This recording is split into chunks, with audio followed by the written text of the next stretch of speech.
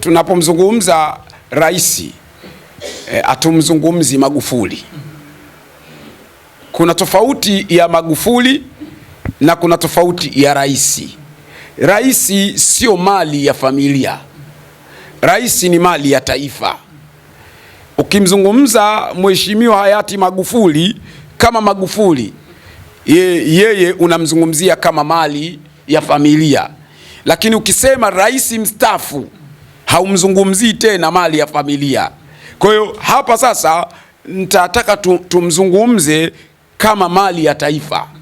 Na tunapomjadili kama mali ya taifa, maana yake tunakuwa na haki ya kumjadili.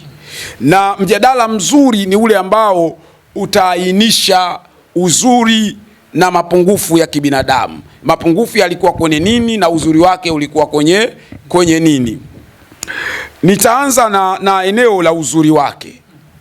Nikianza kwenye eneo la uzuri wake, mheshimiwa hayati Magufuli, cha kwanza alivyoingia kwenye madaraka, uzuri wake alikuwa ni mkali zaidi. Alikuwa ni mkali na alikuwa anachukua maamuzi hata ya hadharani. Mfano wake ni kama unavyoona sasa Mwigulu anavyofanya. Sawa? Kwamba unachukua maamuzi hata yale ya hadharani. Manake sio kwamba marais waliopita walikuwa hawachukui maamuzi, lakini inawezekana walikuwa wanachukua maamuzi kwa njia ambayo raia wa kawaida walikuwa hawajui kwamba kuna maamuzi yamefanya nini, yamechukuliwa. Kwamba unajua raia wa kawaida anatafuta kupumua. Na kawaida sisi raia wa kawaida kutafuta kupumua vipi? Yani maana yake mtu akiwa na matatizo mengi vile, alafu akaja akaona kuna mtu fulani alitenda kosa afu ameshughulikiwa, na yeye anahisi kabisa kwamba miongoni mwa matatizo yangu yanawezekana yamechangiwa na huyu aliyeshughulikiwa. Yule mtu alikuwa na yale matatizo anapata nafuu. Yani anapata kujisikia kidogo afueni vile. Mfano wewe leo aje mtu akupige ngumi kubwa sana kwenye uso, alafu uvimbe pale upate maumivu ya ile ngumi, alafu baada ya dakika 5 usikie yule mtu amepigwa kule barabarani mpaka amevunjwa miguu. Yani utaona wewe unapata nafuu. Yani unahisi kabisa una feel hali fulani ya kupata kupumua. Kwa hiyo staili yake ile ya kutoa maamuzi mbele za umma, sawa, ni staili ambayo ilikuwa inaleta hali fulani ya kuleta unafuu kwa watu. Lakini staili hii kwa sababu pia huwa inaondoa na hadhi ya mtenda kosa. Yani maana yake ni kwamba mtenda kosa anapohukumiwa hadharani, sawa, anaondolewa na ile heshima, kwa sababu jamii nzima, hata ndugu zake, jamaa zake, marafiki zake, wote wanamjua kama alikuwa ni mwizi, wanajua huyu alikuwa ni mwizi. Manake mpaka ile heshima yake imefanya nini? Imepokonyeka. Kwa hiyo hali kama ile inamfanya kiongozi mwingine au mtendaji mwingine wa serikali aufie sasa, arudi nyuma, aseme kumbe naweza kupokonywa heshima yangu kwa sababu ya 1, 2, 3. Kwa hiyo ili nisipokonywe heshima yangu, inalazimu mimi sasa nifanye vizuri. Kwa hiyo ikatengeneza hali kidogo ya uwajibikaji, lakini sio uwajibikaji halisi, uwajibikaji wa oga. Yani maana yake wako watumishi wa serikali walikuwa wakiwajibika kwa sababu ya uoga. Na mimi sipendi sana watu wawajibike kwa sababu ya uoga. Natamani sana tutengeneze watu ambao watawajibika kwa sababu ya wajibu wao wa kuwajibika, kwa sababu ya uzalendo wao wa taifa ambao asili yake unatoka ndani. Lakini kwa sababu watu walipoteza hali hiyo ya uzalendo, watu wakawa hawana. Kwa hiyo akatumia staili ambayo ilipelekea watu kujikuta wanawajibika sana kwenye majukumu yao kwa sababu ya eneo hilo la uoga ambao walikuwa nao. Kwa hiyo eneo la kwanza ambalo ni zuri ni hilo eneo ambalo ongezeko la nidhamu katika maeneo ya serikali. Kwamba nidhamu iliongezeka katika maeneo ya serikali, na sio katika maeneo ya serikali, hata kwa watu wa kawaida, hata kwa vyama vya siasa. Unajua, nikueleze ukweli kwamba iwe ni nidhamu ya woga au ni uoga, hata vyama vya siasa viliingia na hiyo hali. Ilikuwa ni ngumu kidogo kuona baadhi ya vitu fulani kwa watu wa vyama vya siasa, na hii ni kwa sababu alijaribu kutengeneza watu walimuogopa, alitengeneza hali watu wakamuogopa. Kwa hiyo katika hali ya kumuogopa, mambo mengine alikuwa yanaenda kwa sababu ya ule oga ambao watu walikuwa nao. Kwa hiyo hilo ni eneo ambalo lilikuwa ni zuri. Shebakos, ukiangalia wananchi wa Tanzania bado kwenye vichwa vyao Magufuli hajaondoka. Paka leo ukiona picha ya Magufuli imepostiwa, unaona kabisa inawagusa wananchi. Leo ukipita mitandaoni, platform nyingi ambapo imepostiwa picha ama video ya Magufuli, unaona watu, unaona kabisa wameguswa, comment. Unadhani ya kwamba kulikuwa na uongozi wa aina gani kwa Magufuli ambao mpaka sasa hivi ni mgumu kusahaulika kwa Watanzania? Kwanza niseme kitu kimoja. Kuna vitu viwili sisi wengine tumekuwa sehemu nyingi tunafanya uchambuzi wa masuala ya siasa, lakini pia ni wanasiasa, lakini pia tuko katika mambo ya dini. Tunayachambua haya mambo kwa kina sana, kwa kuyaangalia kwa undani. Kuna wengine, kawaida ya binadamu yoyote akishaondoka duniani, sawa, huwa anaonekana mwema. Yani binadamu yoyote akiondoka duniani, wewe hata leo hapa Bato ukitokea umeanguka chini umekufa, watu wakija pale kwenye msiba wako, kila anayehojiwa atasema Bato bana alikuwa hivi. Utaona mambo mengi yanayoelezwa kwako ni yale ambayo yalikuwa ni mazuri, ndio yanaelezwa kwako. Lakini pia kuna wakati mwingine mtu anaweza kuwa na chuki na wewe. Yani mfano, mtu akiwa na chuki na Bato anaamua kumsifia rafiki yako Bato kwa sababu ana chuki na Bato. Yani kuna mtu mwingine anakwenda kumsifu Magufuli, ukimwangalia huyo mtu, sawa, ukiwachunguza vizuri unamkuta alikuwa ni opposition. Sawa, alikuwa ni opposition. Chunguza kwenye mitandao, unawaona kabisa hao walikuwa ni opposition. Na tena hao walikuwa wakimpinga sana Magufuli, na wengine walifika pahala wakamuita dikteta. Kuliibuka wakati ule mpaka kusema vyuma vimefanya nini? Vyuma vimekaza, kwamba hali ngumu, wakamuita wengine asikilizi watu. Tuhuma zilikuwa nyingi sana kwake pia. Lakini baada ya kuondoka kwake, kwa sababu tayari hayuko duniani, na ili watu wanabadilika sasa, anaweza kumchukia aliyoko katika madaraka. Sasa akajaribu kumsifu aliyeondoka, akidhani kana kwamba huyu aliyeondoka na huyu aliyoko katika madaraka ni wawili tofauti, lakini wote hawa wanatoka kwenye msingi mmoja wa chama kimoja, misingi ile ile, lakini tofauti yao ni kwamba ni utawala mwingine na huyu ni rais mwingine. Kila mmoja anakuwa na maono yake. Sasa nikija kwenye swali lako kwamba yako yapi, kuna mengine ambayo yaliwafanya watu wa kada ya chini, japo yalikuwa ni makosa, yanaweza kuwa ni makosa, lakini watu wa kada ya chini wakaona kwamba anatupenda. Nitatoa mfano wa kawaida. Leo hii kuna watu wanaitwa labda wa machinga. Waliambiwa wafanye biashara kokote. Ukimchukua machinga huyu anapewa kitambulisho cha shilingi 20,000. Anakuja kuweka mali mbele ya duka la mtu mwingine.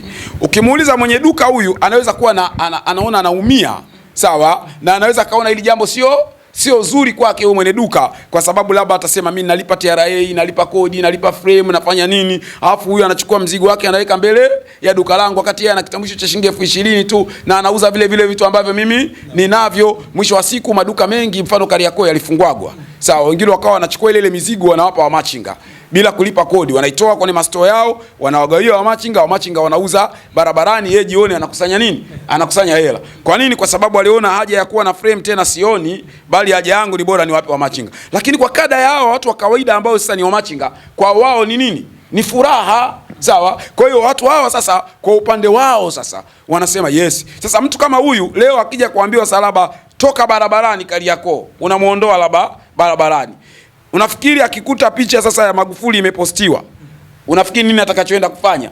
Lazima ata comment katika posti, itakuwa positive way. Lazima ata comment kwenye njia nzuri. Sawa. Kwa nini? Kwa sababu binadamu wote tumeumbwa na uselfish. Yani kila binadamu unayemuona ameumbwa na ubinafsi. Hata kama mtu atakwambia mimi sio binafsi, anaweza akasema sio, lakini kwenye uhalisia ndani yake kuna nini? Kuna ubinafsi. Kwa mfano leo akiwa na shilingi 2,000 anakwambia bana naenda kula. Sawa? Hawezi kuambia bana na 2,000 twende tukale wote. Sawa, mnaweza kuwa wote hapa ni waandishi wa habari, lakini wewe una 2,000 yako, unasema bana mimi naenda kula, bana kanunulia mimi chakula, bana sina hela na 2,000 tu. Sawa, sasa kwa nini usiseme nenda kale wewe, mimi nitasubiri baadaye kwa hiyo 2,000 ulionayo? Kwa sababu binadamu ameumbwa na asili ya uselfish. Sasa ataanza kujiangalia kwamba sisi tulikuwa tunapata nafuu kama kada ya chini. Lakini pili, kitu kingine muhimu, maneno ya matumaini. Mheshimiwa hayati Magufuli alikuwa na yale maneno ya matumaini. Kwa mfano, hii serikali ni ya wanyonge. Kwa hiyo huyu mnyonge hata kama hajala kuanzia asubuhi mpaka jioni, lakini anakutana na yale maneno ya matumaini kutoka kwa rais. Kwa hiyo kwa yale maneno ya matumaini yanamfanya yule mwananchi haone kweli huyu ni wa kwetu sisi. Unaona anavyotufikiria, anavyotujali sisi, hii serikali yetu. Kwa hiyo hali kama ile. Lakini yale matukio ambayo alikuwa akiyafanya, labda ameenda sehemu fulani, mama wewe ulikuwa na shida gani? Hivi na nini? Kwa hiyo vile vyote vilikuwa vinajumuisha watu wa kada ya chini kabisa kufeel kwamba hata kama walikuwa na maisha magumu, lakini walikuwa anaweza kufeel kwamba kumbe huyu mtu huyu ni wa kwetu, hata kama mfukoni anachapaa. Lakini ile hali ilikuwa inamjengea matumaini. Sasa kutokana na condition kama zile ndio ambazo unaweza kukuta sasa baadhi ya watu wakaendelea kumkumbuka, wakaendelea kucomment wakiona picha yake na kadhalika, kumsifu. Kwa hiyo hayo ni katika mambo ambayo yalikuwa yamekwenda kuwagusa moja kwa moja kada ile ambayo ni kada ya chini kabisa.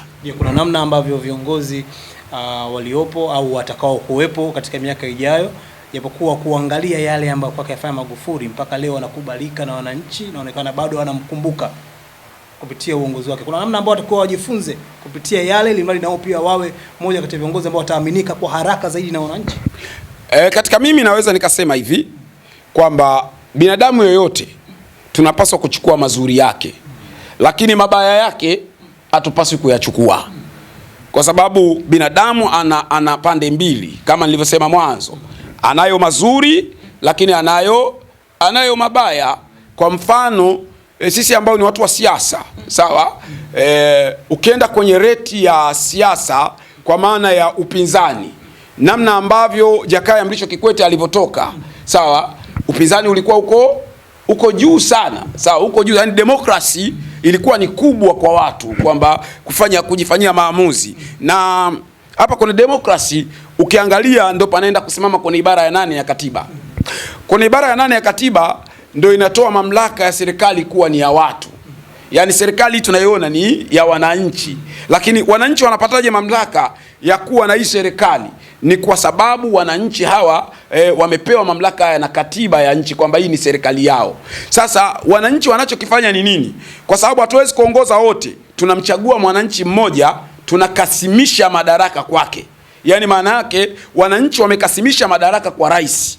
Kwa hiyo wanapomkasimishia madaraka rais, na yeye rais anawakasimishia wengine wa kumsaidia. Ndio anateua wakuu wa mkoa, anateua mawaziri, anateua nani. Wale wote wale wamekasimishiwa madaraka na rais, lakini tuliyemkabidhi nchi anakuwa rais. Sasa ukiondoa demokrasia, sawa, ukaondoa uhuru wa watu kuamua, maana yake unaondoa hali ya wananchi kufanya maamuzi. Yani ile ibara ya 8 inashindwa kusaundi vizuri. Sasa unaweza kuona kwamba wakati wa Jakaya Mrisho Kikwete hali ya demokrasia ilikuwa iko juu. Alipoingia yeye, hali ya demokrasia iliporomoka kabisa.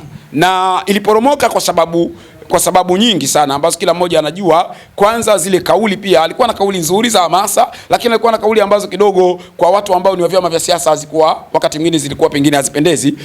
Mfano labda ukimchagua, haiwezi kumchagua mtu ambaye anatoka chama kingine alafu mimi nije nilete hapa, alisema kama kule Ubungo na kadhalika. Sasa nilete chochote hapa wakati umemchagua mtoto wa mama wa kambo na nini. Kwa hiyo yale mambo kama yale yalipelekea pia kushusha demokrasia ya nchi. Lakini vile vile tuliona mambo mbalimbali. Kwa mara ya kwanza Tanzania nzima, uchaguzi wa mwaka 2020, wabunge tulipata 2 tu wa upinzani, ambao mmoja toka Nkasi na mwingine Mtwara vijijini. Kutoka kwenye wabunge karibuni zaidi ya 70 au 80 ambao walikuwepo 2015 mpaka kubaki wabunge 2. Kwa hiyo unaweza kuona maafa ya demokrasia pia yalidondokea kwake. Hapo ndipo palipoanza, na inawezekana yeye aliamini pengine kwamba hii demokrasia ni kikwazo kwa maendeleo, au ni kikwazo kwa kulifikisha taifa ninapotaka mimi lifike. Inawezekana aliamini hivyo. Kwa hiyo alipoamini hivyo, akaamua kutumia staili nyingine ambayo pia ilikinzana na utaratibu wa kikatiba. Kwa hiyo hayo ni maeneo ambayo unaweza ukaona yalikuwa ni sehemu ya mapungufu katika upande wa masuala ya kidemokrasia. Lakini pia alikuwa mzuri kwa maana ya ujenzi, alijitahidi pia kwenye ujenzi. Kwa mfano, masoko mengi yalijengwa katika zama zake zile. Hata unaona leo kuna zile stendi kubwa, mfano stendi ya Dodoma, sawa, ambao unaiona leo, stendi ya ile ya Magufuli ya pale Mbezi, ni stendi ambazo ni kubwa sana. Mimi siku moja nimetoka Malawi. Wakati natoka Malawi nimepanda kwenye gari, niko na wa Malawi. Wakati wa Malawi wanafika pale, nimekaa naye pembeni, mmoja anamwambia mwenzie, sasa this is Tanzania, I think it is South Africa. Anashangaa, sawa, kwamba kuona hii ni nini, ni Tanzania. Yani anaona ile stendi kwamba anafikiria ni kama South Africa. Kwa nini? Kwa sababu ukienda Malawi, hata stendi ya Mbagala hii ni kubwa. Yani Malawi mpaka unashangaa hakuna stendi. Unaweza kukuta watu wako chini ya mti, yani wamekaa chini ya mti pale, ndio stendi. Sasa alivyoona mambo kama yale walishtuka. Sasa ni vitu ambavyo Magufuli alijenga masoko mengi, kaweka stendi nyingi na nini, ambavyo ni vitu viliwagusa wananchi moja kwa moja. Kwa hiyo ni katika mambo ambayo yalikuwa ni mazuri kwa upande wake. Kwa hiyo kama nilivyosema awali kwamba binadamu anaweza kuwa na mazuri, lakini binadamu anaweza kuwa na mapungufu. Kwa hiyo tunapohitaji kujifunza kwa mtu, tutajifunza kwenye engo ya mazuri yake. Yale mapungufu yake pia tunajifunza. Tunajifunza vipi? Kwa kuangalia alikosea hapa. Sasa kwa hili ni kosa, lilikuwa mimi nisifanye kama hivi kwa sababu litakuwa ni kosa. Kwa hiyo nichukue yale ambayo yalikuwa mazuri tu niyaendeleze, na yale yalikuwa mabaya basi niaache. Kwa mfano niseme kitu kingine kimoja, unaweza ukaona pia hata leo kuna baadhi ya watu wengine ni opposition, wanaweza kusema Magufuli hivi na hivi, lakini miaka ya nyuma hao walikuwa wakimshambulia. Na yako mambo yalitokea, mfano hata yale mambo ya kupigwa risasi Tundu Lissu, risasi 16 ilitokea wakati wa utawala wa Magufuli, sawa. Yako mambo ambayo pia yalitokea ambayo pengine katika kipindi chake pia hayakuwa mazuri, pia yalitokea kama binadamu. Ndio maana nikakwambia kwamba binadamu yoyote kuna mazuri, lakini binadamu yoyote kuna mabaya. Lakini katika hali ya kawaida tunayachukua mazuri yake ambayo aliweza kuyafanya, sawa, alifanya mazuri tu mengi ambayo yalisaidia nchi, na hatimaye nchi yetu imefika hapa ilipofika, kwa sababu hata nchi wenye akili lazima wayakumbuke. Kwa naona kabisa kwamba wananchi wanayakumbuka yale mazuri, ndio pale ikifika pahala wanajaribu kuona comment, wanafanya nini kwa sababu yako mazuri. Lakini kubwa zaidi ambalo pia lilikuwa likiwafurahisha wananchi, unajua umaskini sio kitu kizuri. Umaskini ukiwa mkubwa sana, kwanza unakutengenezea hasira. Umaskini una hasira. Unaona hata akipita mtu hapa ana gari zuri hivi, anapita nalo hapa barabarani, yani hata akikanyaga maji kwa bahati mbaya, wewe unaanza kusema kwa sababu ana gari ndio maana amekanyaga maji, anatudharau. Kumbe hata hajakudharau, ni kama binadamu tu, pengine feeling ya kuyaona hayo maji ameyakanyaga, yamekurukia. Lakini kwa nini? Kwa sababu ya hali ya umaskini huwa unamtengenezea mwanadamu hasira. Sasa kuna ile hali ambayo Mheshimiwa Magufuli ya kushughulikia pia mafisadi. Na leo unaona labda Manji amekamatwa, nani amekamatwa, anawekwa ndani watu ambao ni wazito. Kwa hiyo kuna vitu kama vile vinamfanya huyu maskini huyu ahisi kwamba naye anapata afya, alafu anahisi kwamba okay, kumbe kuna mtetezi ambaye pia ananitetea mimi, sawa. Kwa hiyo katika hali moja au nyingine, hivyo ni vitu ambavyo pia vilikuwa vinaleta faraja kwa baadhi ya watu, japo kwamba mimi sio muumini sana wa kumchukia mtu kwa sababu ya kile alichonacho. Mimi ni muumini wa kujifunza kwa mtu kwa kile alichonacho. Yani nikiona mtu amefanikiwa, najifunza amefanikiwaje, sawa, sio nichukie mafanikio yake. Lakini hata sisi wa Tanzania hapa Bato, wewe ukifanikiwa zaidi, sawa, channel ikawa kubwa sana, sawa, na waandishi wengine ikawa kubwa sana, utaona kwamba unatengeneza na ukubwa wa maadui. Yani kuna watu watakuchukia tu kwa sababu umefanya nini, umefanikiwa. Sasa kuna Watanzania wengine pia wanawachukia matajiri, sio kwa sababu wameiba, ni kwa sababu wao wamefanikiwa, kwamba yeye anakuwa na hasira kwa sababu ameona wamefanikiwa. Lakini sasa sio jambo jema kumchukia mtu kwa kuwa amefanikiwa.